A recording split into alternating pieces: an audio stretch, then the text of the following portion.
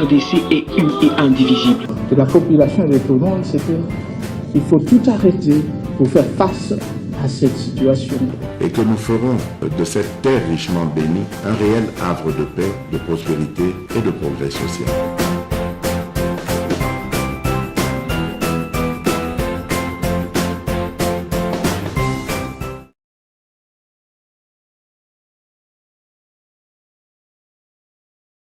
C'est parti, numéro 1, il y a le bosso et MKB officiel. Premier numéro, Topé Sibino, Mbote, Bandeko, Onabiso, Bozali Kolandabiso, partout à travers le monde. Merci, Bozali Scottier, branché MKB officiel. Vous nous suivez, Nabamboka Nyonso, Tozane Sengo, Yakoya, le bosso Nabino, pour nous présenter une émission Lelo Yayambo. Lelo, Tozali, Mokolo, ya mardi. Mardi, je crois, le 18. Tozali déjà na 10e mois, le mois d'octobre. Mois na biso, je crois dans quelques semaines, kozala mokolo ya anniversaire, mokotobo tamana mois oyo mois ya ba champion. Merci beaucoup. To pesimbote na bandeko nyonso bazali kolanda abiso. Merci beaucoup na fidélité, na confiance, na attachement oyo bozali ko pesa biso. En tout cas, vous continuez à partager nos émissions, vous liker, vous commenter, vous ça partout les moyens que Batumingi va découvrir MKB officiel à travers émission oyo. Alors yope aux autres à la biso. Je crois que Ozana nous abonnés, n'hésitez pas kende mbala moko ko s'abonner, soki o s'abonner, banda ko partager ba lien na ba groupe nyonso, na ba groupe WhatsApp, partageango na ba page Facebook, donnons-nous la force encore, il y a que ensemble tous makasi ya ko continuer ko sala musala oyo ekoki ko sepelisa bato ebele tokobeta lisolo. Jean-Marc Kabonda lobby azalaki liboso ya bazuzi nini elekaki kuna. Je crois que bokolanda yango kasi bato na ye bayaki pe kotala ye ekozala quand même très bien. Alors tokobeta pe masolo ezokoba toujours général John Chibango batie na 32e brigade ye moto a ko gérer. Alors lobby ba nommé payé na ordonnance moko présidentielle.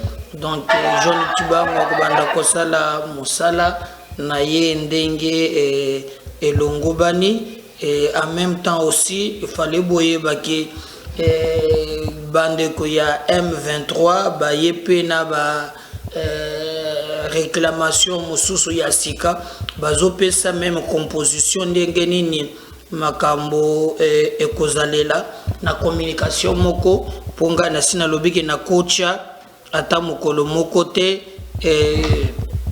maloba ya motoana ezala na liboso. Mais Tshisekedi président de la République aza awa na Kinshasa te depuis lobby akomaki dans la nuit du lundi au mardi aza na mboka ya bapaya kuna na Londres.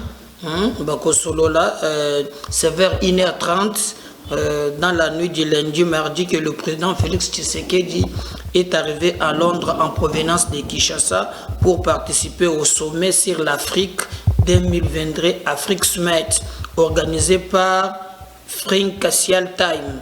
À son arrivée, le président de la République a été accueilli par le chargé d'affaires de la RDC au Royaume-Uni, accompagné de ses collaborateurs. Invité par Financial Times, le chef de l'État prendra la parole ce mardi 18 octobre 2022 de 9h45 à ces assises qui accueillent plusieurs autres personnalités œuvrant dans des divers secteurs d'activité. Des sujets abordés devraient toucher par exemple les problématiques de l'après-Covid-19 en Afrique, le climat des affaires et les investissements, la transition énergétique, etc. Quant au président de la République, les organisateurs s'attendent à ce qu'il brosse le potentiel dont dispose la RDC dans divers domaines comme par exemple la biodiversité, le minerai stratégique hydroélectrique auquel il faut ajouter un climat des affaires de plus en plus attractif. Alors, donc, on a besoin d'infos, tu sais que kozwa un peu parole na makambo wana. Voilà au moins quelques points oyo biso to ko beta nabino. Donc, tozali ko yebisa bino. Alors, bino pe bozala na habitude ya ko songa biso na tina ete maye tozali ko sala esalema est très bien. Le général John Chibangu Bukoka Chamasanga Bonso, nommé commandant de la 21e région militaire par ordonnance présidentielle. Il va désormais diriger toute la 21e région militaire comportant les provinces du Kasaï, Kasaï oriental, Kasaï central, l'Omami et le Sankourou. Alors, ordonnance naye Tangamaki lundi 17 octobre dans la soirée. Donc, Azali qu'on remplaçait Sylvain Ekenge, Oyoyepe, nommé le Kola. Porte-parole Yafar DC.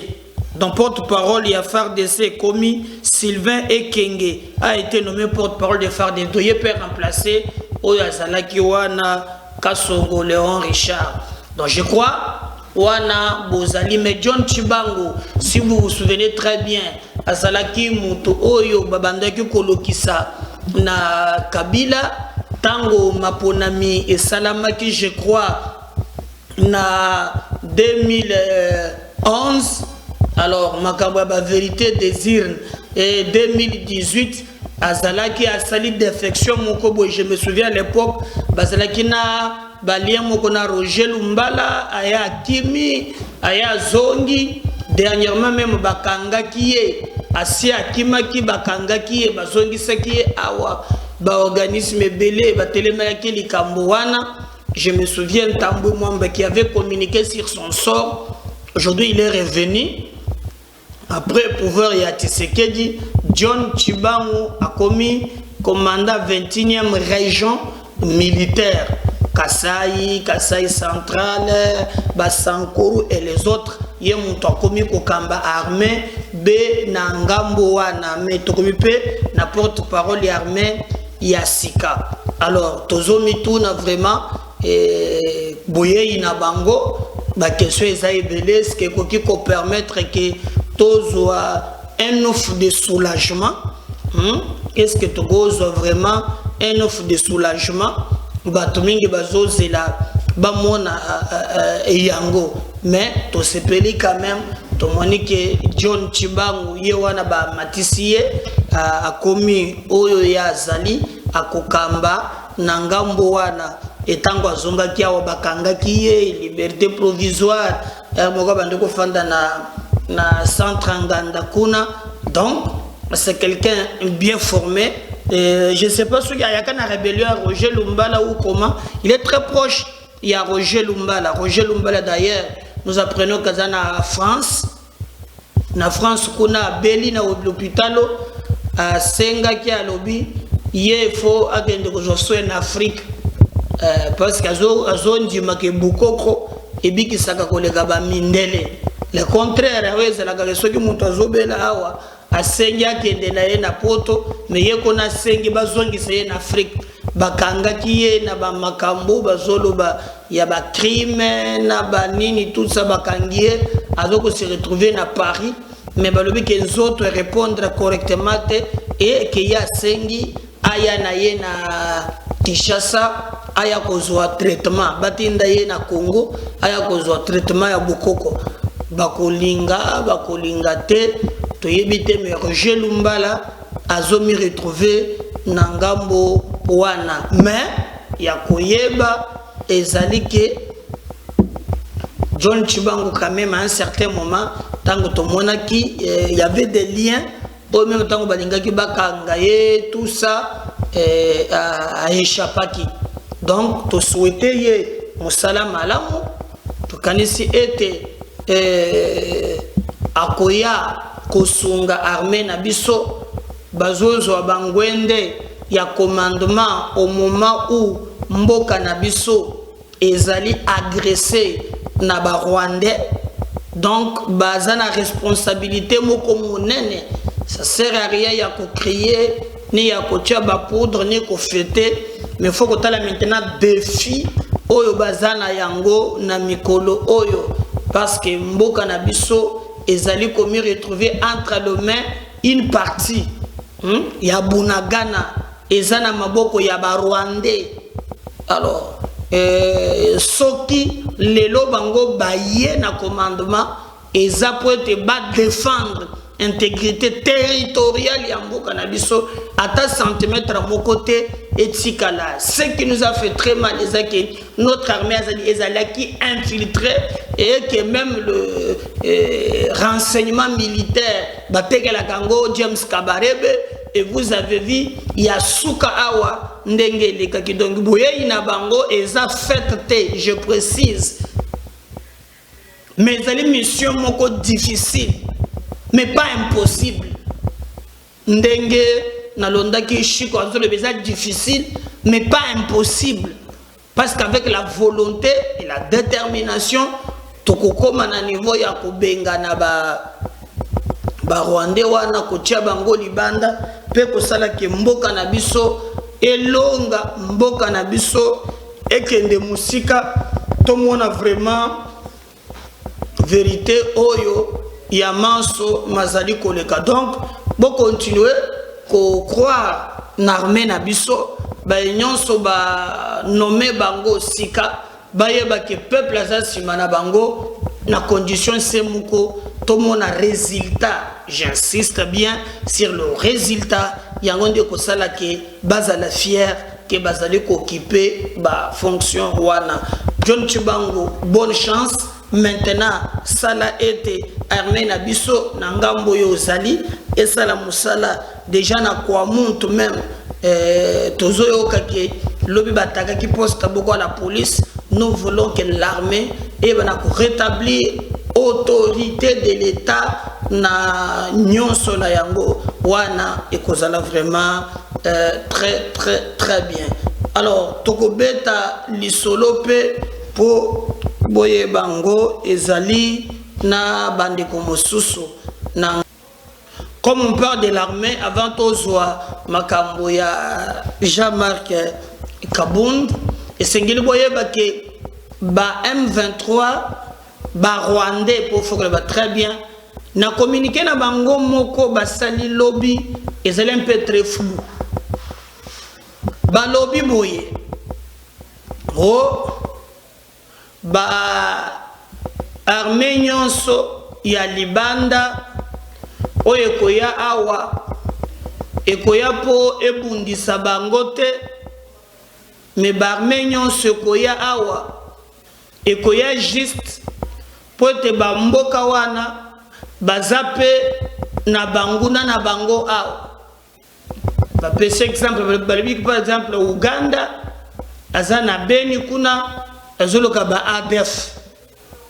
Ba pese ba exemple belé, mais ce qui m'a un peu tigé na nyina solo na bino moke na communication na bango balobi o force kenyane tango ekoya pona bango force kenyane ekobundisa bango te, force kenyane ekoza lokola na zone tampon, donc ekoya na katikati. Alors que mikolo elekaki awa tolandaki Willy Mishiki alobaki clairement alobi président oye na Kenya maintenant origine eza ya Rwanda, c'est un Rwandais, d'où tango ya changé ki carte nyonso avant ezalaki ke ba militaire wana bakota na nzela ya Bunagana.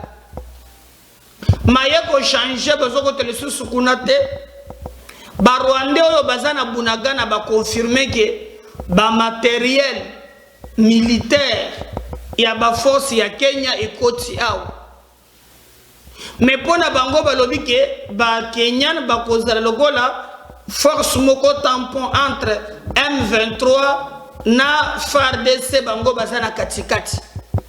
Alors on ne comprend pas les jeux parce que Michigan Lobaki Yango, bon, on avait pris ça na ba pincette. Maintenant aujourd'hui, ba Rwandais o bazana Bunagana bato bazolo ba yango parce que toko multiplier maintenant na mabele na biso ba groupe armé ebele sans que to trouver solution ou bien toko salanine. En tout cas, nazo comprendre à côté wana malamote. Et il faut ba konzina biso ba fongola miso pour te commenter un pays etondi na ba armée ya ba paya ebele alors que problème sécuritaire ezotika la mona mobimba na yango. D'ailleurs, na communiqué à ba Rwandais wana bazana Bunagana balobi que ça fait maintenant quelques jours bazomo na déjà FARDC azobongisa attaque. Bomoni balobi que bamoni FARDC azobongisa attaque azolinga attaquer bango. Il y a tout un tas de choses. Alors, moi, ce que j'ai aimé, la communication na bango, oso sentir que ces Rwandais, bakomi kokota na panique. Oh, babeli la communauté internationale. Donc, ils ont compris maintenant que armée na biso batu oyo babandaki kopesa bango info bazali susute ba oyo babandaki kosala ke bafungela bango ba couloir balongoli bango.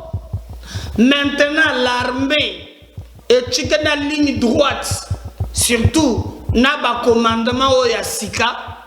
Pour une fois ba Rwandais bakomi koloba oh bazomona clarté babeleli communauté internationale atala likamboyo FARDC zoluka bango bitumba mais faut bayeba ke bitumba bango bazoluka bango pe bakobunda na bango mais biso tolingi bitumba te. Ozo comprendre que il y a eu complicité oyo lelo bandi ko bana polele na miso ya bato nyonso. Et nous demandons l'armée na biso. Il n'y a rien négocié. Non. Mais maintenant, na communication na bango, pour na goche le bino yango tenga na ko fula bango te na média na ngai. Na sala kaka communiquer na pesa une information. Na communiquer na bango bazo sala le parallélisme entre so bango bazo sala na Bunagana na bazo sala na Kwamuntu. Oezaka kabisote bozoka teke même na kwa muntu pe ba force wana ya libanda bazali boye na boye ezopesa mabetala makambo ebele balobi. Mais pourquoi bozolinga bokamata dossier oyo bino bozali? C'est pour vous dire que non baye bazo se mettre na koboma bato na kwa muntu bana lien na bango parce que les Rwandais basali bango clin d'œil pe balobi o FARDC baza incapable ya ko silisa bitumba wana. Non, faux et archi faux. Ndenge babandela kina yango na ndenge komilelo bokomona ke on a pu gagner quelque chose. Donc, tolobi ko lobana mukuse ke makambo tolobi ba Rwandais ba yebazali na ngambu wana eyebani c'est que ezali ya solo et nous devons nous battre bande ko ngai pour te tomitika te na maboko ya ba aventurier ba escroc et nous devons biso nyonso en l'unanimité, Tommy enrangé derrière nos forces armées pour te passer la boussole na bango, mais au moins, pour que M23 bazui panique, comme la communauté internationale pour être aya aluka moyen ya ko créer dialogue entre bango na Congo. Wana schéma wana bapesa yango kamere. Je crois que caméra qui est peut-être na Rwanda ou na Burundi, mais awa en République démocratique du Congo, ba Congolais balingi lisusu likambo wana ata mukete. Balingi likambo wana ata mukete.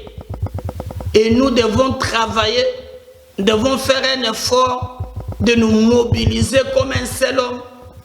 Yakoluka lo lengenini, yaketoko kiko la kisana mukili mobimba ke tozali pays moko ezali à genoux te, mais dans ces grands baoba comme ekofolo ba ke toko telema pour te réclamer ba droit na biso. Donc en bref, pour retenir que M23 ba annoncer publiquement na point de presse ba sali lobby que bazo mona déjà armée congolaise ba bandi ko sala ba mouvement na ba frontière et que ba lobby clairement que l'armée congolaise ezo bongisa ya attaquer bango et bango ba lobby balingi bitumba te bazo senga communauté internationale atia kimia mais ba lobby le sous que soki Congo azal déterminé ko sala bango guerre bango pe baza prêt Yako bunda peut se défendre, mais na ba force ya Kenya bango balobi ke force ya Kenya kubundisa bango te, force ya Kenya koyena katikati entre bango na FARDC et puis bango balobi bakolongo bunagana te, bali bakolongo bunagana po bakende wapi. Donc c'est que pour na bango bunagana etikali déjà mabele na bango ya libela baza na plan moko bazotia na bunagana, mais au moins ce que j'ai aimé c'est que bango moko balobi ke bazo mona FARDC na frontière bazo linga babunda bitumba wana et biso tolobi longonya tozo senga que nos forces armées bazonga simate bakoma tina suka et le plus important toyoka ke ba Rwandais wana ba betami et que mboka na biso centimètre moko te etikala na maboko na bango duto sengi pe ba yeba ko kamba force wana régionale o balobaki ba pesa biso éclaircissement hein pour makambo mishiki alobaki na o bango pe balobi mbutu ezali ba pesa biso na clair rôle oyo ba armée wana ba ye awa ba ko jouer na mboka na biso en ce moment là toko zala au moins très à l'aise sinon pas toko tondisa ba armée ebele awa hein pour ba ko lobi que chaque armée ayoko loka ba rebelle na ye donc ba mboka nyonso ya est oyo ba rebelle o ba bundisa ba gouvernement wana baza awa ba mbororo soki ya Sud Sudan ba ADF babondisaka Uganda ba FDLR selon le côté à Kagame babondisaka ye. Alors selon BATM 23 tango ba armée wana étranger koya awo eko ciblé bangote chaque armée akoya kokota na babele na biso po banda koloka ba rebelo batungisaka mboka na ye selon de na yokeni. Donc même 23 bakotika na bango kimia. Est-ce que vous avez créé diversion T? Hein? Et ça aussi possible. Est-ce que vous avez créé diversion T? Mais pourquoi pas aussi Kenya na lekeli mbala moko na bunagana te comme ils avaient prévu que non, il faut pas la bunagana. Donc, bande konangai makamunyon sowana ezopia biso matière à réflexion d'où esegelito telema to meka quand même moyen ya trouver vraiment solution pour te mboka na biso et banako gagner parce que dans cette histoire c'est pas un individu qui gagne Tshisekedi oyazali wana lelo akoleka mais mabele ya bakoko kotika la mobimba du congolais nyonso bitumba oeza bitumba nayo to pesa makasi na armée na biso pote to longa biso nyonso ensemble. Ce n'est pas un cas où il faut gagner, mais c'est le Congo qui va gagner. N'oubliez pas toujours que c'est dans l'unité qu'on est fort, mais ce qui est dans la diversion toko sala et le comme côté. Je vais chuter na dernier numéro, dernière séquence et Sali Makambo Oyo et les kaki lobby na niveau ya justice pour na Jean-Marc Kabund Akabund président ya Arche où il y a un ancien président il y a IDPS mais il y a le premier vice-président de l'Assemblée nationale lobby Amikutaki Liboso Yabazuzi Nini. Alors, dossier et les kaki lobby, nini et les kaki na makambo owana. Donc, je crois que je peux vous lire ici. Procès Kabund. La Cour va rendre son arrêt avant dire droit sur le nombre d'infractions retenues à sa charge le 2 novembre prochain. Donc, Bokoyeba, vérité. Qu'est-ce qui s'est passé? La Cour de cassation a poursuivi ce lundi 17 octobre l'instruction de l'affaire mettant en cause l'ex-vice-président de l'Assemblée nationale Jean-Marc Kabund. Au cours de cette audience, les avocats du prévenu ont introduit une requête auprès de la Cour de cassation en vue de connaître le nombre d'infractions retenues par le ministère public contre leurs clients. Selon les conseils, le réquisitoire du procureur général adressé à l'Assemblée nationale avait retenu 4 infractions contre Jean-Marc Kabund. Mais au cours des audiences, ce même organe de la loi évoque 12 infractions. C'est ainsi qu'ils ont soulevé cette question devant la Cour, qui a promis d'y répondre par un arrêt le 2 novembre prochain. Outre cette question, la défense a aussi demandé à la Cour de leur faire parvenir la réponse du vice-premier ministre, ministre de l'Intérieur, au sujet de la résidence sollicitée par le parquet pour assigner Kabund. Ces avocats n'ont cessé de rappeler que la décision de la Cour de cassation devrait être exécutée car la prison n'est pas une résidence. Selon le parquet général près la Cour de cassation qui devrait exécuter cette décision, il faut une résidence disponibilisée par le ministère de l'Intérieur pour assigner le député. La loi organique numéro 13/010 du 19 février 2013 relative à la procédure devant la Cour de cassation dispose ce qui suit à son article 76. Toutefois, la Cour de cassation est celle compétente pour autoriser la mise en détention préventive dont elle détermine les modalités dans chaque cas. La détention préventive est remplacée par l'assignation en résidence surveillée. Jean-Marc Kabund est poursuivi pour avoir tenu au cours d'un point de presse des propos qualifiés d'injurieux, de nature à alarmer la population et à porter atteinte à l'honneur dû aux institutions publiques et à la dignité du chef de l'État. Donc là, Bozali vraiment na réponse.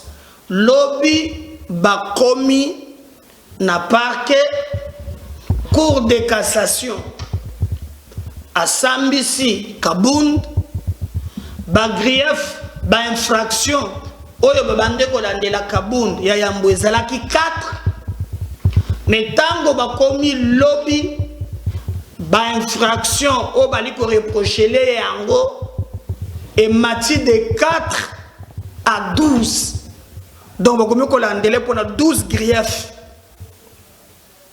Alors avocat ya Kabund tomboli mungongo basengi parole basengi balobi me boya bisa biso na Kabund bozo reprocher ye makambo boni bambeba boni oyo justice ekolandelela ye po sur place tomoni ke tango procureur akomaki mukanda na ye oyo atendaki na Assemblée nationale na tinete balongola Kabund ba immunité na ye tomonaki bolobaki ke yango ezakata kasi boni lelo elongwe 4 mbala moko ekomi 12.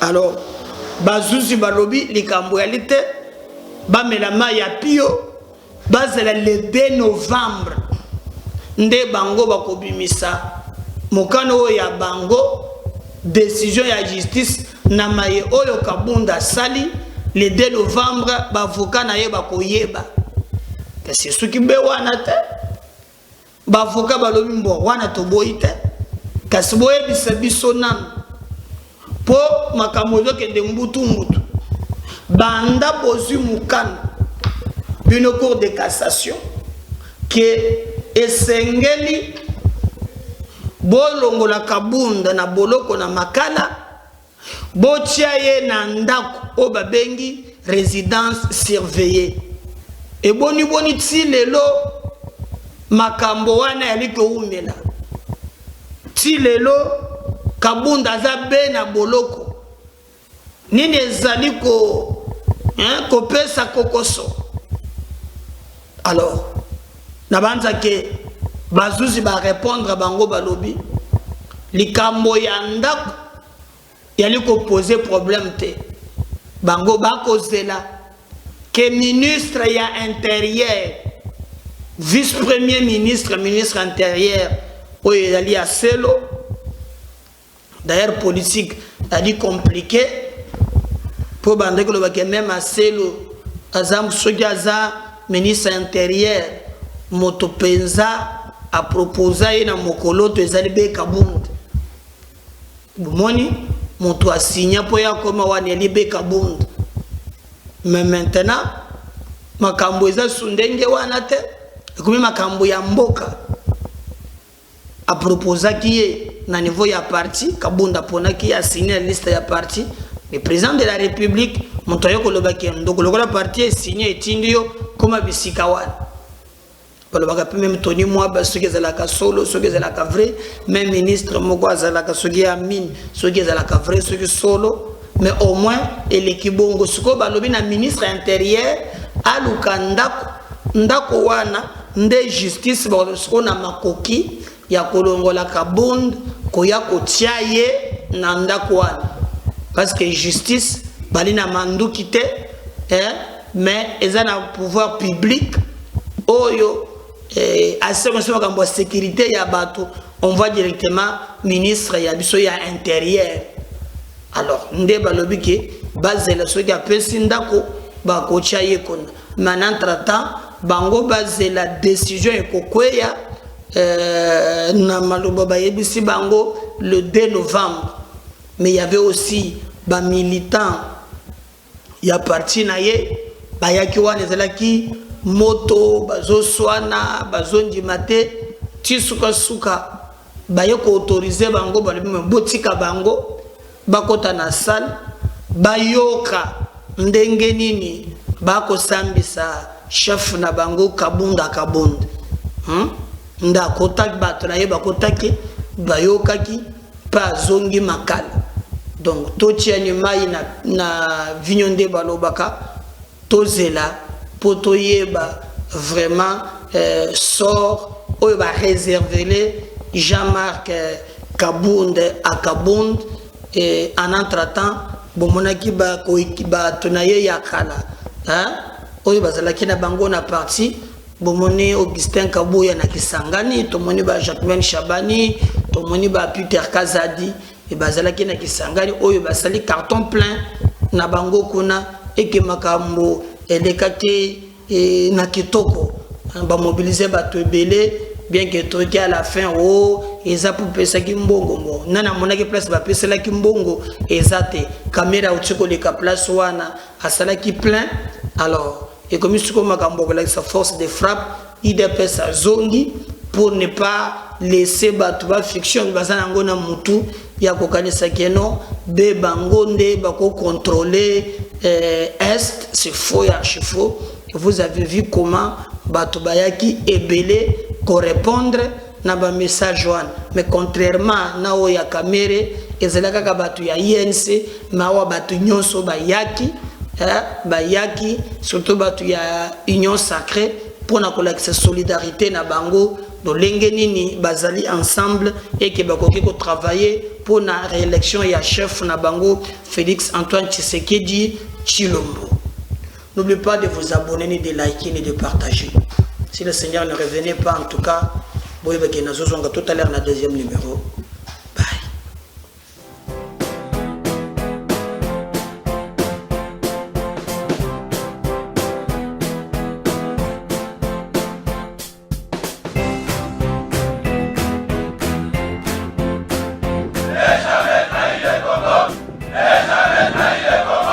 La RDC est une et indivisible. De la population et de tout le monde, c'est qu'il faut tout arrêter pour faire face à cette situation. Et que nous ferons de cette terre richement bénie un réel havre de paix, de prospérité et de progrès social.